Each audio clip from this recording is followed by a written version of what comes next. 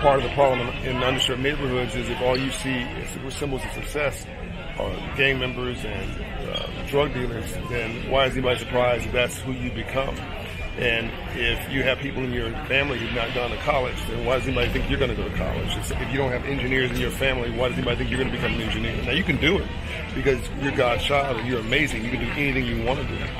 But the habits of your environment are not set up for you to succeed. If people around you don't read books, then there's no inclination for you to read books. If no one in your neighborhood or your family has a salary or owns a business, then where do you get that from? My point is everything's a club. I put this in the book, The Memo, and we teach this at Operation Hope every day. So go see Operation Hope, one of my Hope Financial coaches today. But my last book, The Memo, says basically if you hang around 9 broke people, you'll be the 10th.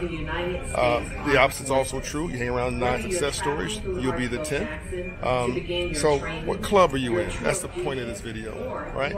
As you can hear from the overhead, from my friend Mayor Keisha Lansbottom, I'm in the airport right now. I'm in the club of travel at the moment, and it's specifically business travel. What club are you in? If you go to college, it's a club. And that's, by the way, it's a great club. And if you go into community college, it's mostly about the education you're getting, the knowledge you're getting, and getting into a mindset of learning and aspirational success. If you go to a place like Harvard, right, then what you're doing is you're assuring yourself of almost wealth capital, a wealth club, because that group is going to make sure they hook each other up for the next 40 years as they graduate. So people go to Harvard for different reasons. They go to a state college or a community college because you're going to get, in many cases, the same education. Are you starting to get it? But a friend of mine has referred a young man to me who wanted an internship. See what I'm saying? A friend of mine referred somebody to me. It's relationships, right? And the young man was saying that he went to a major college, right? But he was in the sports program. He was in basketball program, which is great. But all he did was spend time with basketball players. All he did was go to practice. Even his off time was about basketball players. After he got injured, he said to me, John, I think I missed out, right? Because I should have been hanging around a different type of people when I wasn't practicing. I should have exerted myself to build different kind of relationship capital, because now that I'm injured, I don't have the context, the contacts, the relationships, the mindset of going and switching tracks and becoming a business leader, which is what he wants to do now, or to go into management, because that wasn't where his mind was. That's not what they trained him for. That's what they cultivated him for. What are you cultivating yourself for? If you're hanging out 4 or 5 nights a week at a strip club or at a dance club during the week and getting in at 2 in the morning, let me tell you something. If you're not my friend T.I., you're not somebody who's in the music or entertainment business, in other words, you're not benefiting from that from a brand equity perspective, you're in the wrong place, doing the wrong thing, making the wrong person rich. You're making somebody else rich versus building wealth for yourself. Wealth is a mindset.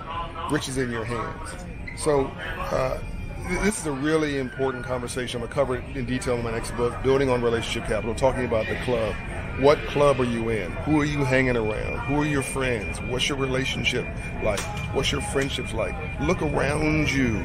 Drive down the street. Look at people hanging out on street corners. Is that going to lead somewhere? I could tell you in middle school and high school whether you're on the right success track. This is really deep now. I got to catch my flight. But if you're in high school, if you're in middle school and you don't have a financial literacy course, your child does not have one, if you didn't get one, there's a problem. Your child doesn't get one, go demand one. And if they don't have one, go to Operation Hope or go to Junior Achievement, go to some place and demand they give your child a financial literacy course so you understand how money works, how the system works, how the free enterprise system works.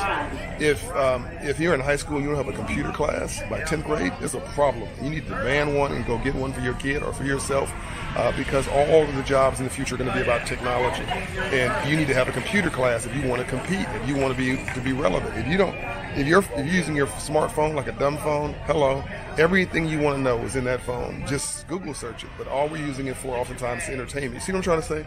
Everything's a club. What club are you a part of? And again, it saddens me. I can see walking down the street when I look at somebody, whether they're going to be an immense success or whether the world's going to be on their shoulders holding them down because of the way they've comported themselves, particularly if you're a person of color. All right, I'm out. Got to go catch my flight. Hope you enjoyed this. Peace and light.